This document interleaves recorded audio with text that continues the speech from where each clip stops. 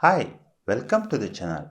In this video, I will show you two different ways to take a screenshot on Samsung Galaxy A23 or A23 5G. Let's get started. The first method is using the hardware button combination. To screenshot using this way, we need a power or a side button and a volume down button.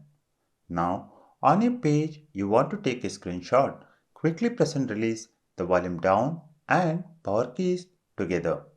It will save the screenshot. Let me show you once again. Press and release both volume down and power keys together. You get this toolbar. Using this, you can edit or share the screenshot. The second method is using the Edge panel. To use this method, go to Settings, Display. Here, scroll down and you will find Edge panel. Tap on it. Toggle on this switch. Then tap on Panels. Select Task. To take a screenshot, pull this Edge panel handle. Navigate to the task page by swiping on these panels.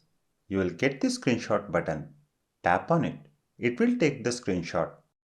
To take a long screenshot on a page you want, take a screenshot using the hardware button combination method or edge panel method. Let me take the screenshot using the edge panel method. You get this toolbar and this scroll screenshot button. Tap on it.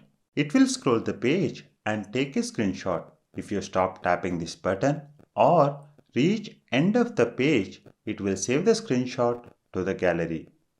To view the taken screenshots, go to Gallery, here Albums, then the Screenshot folder. You will find all the taken screenshots here. This is the long screenshot saved now. That's it for this video on how to take screenshot on Samsung Galaxy A23. Please hit the like button if you find this video helpful.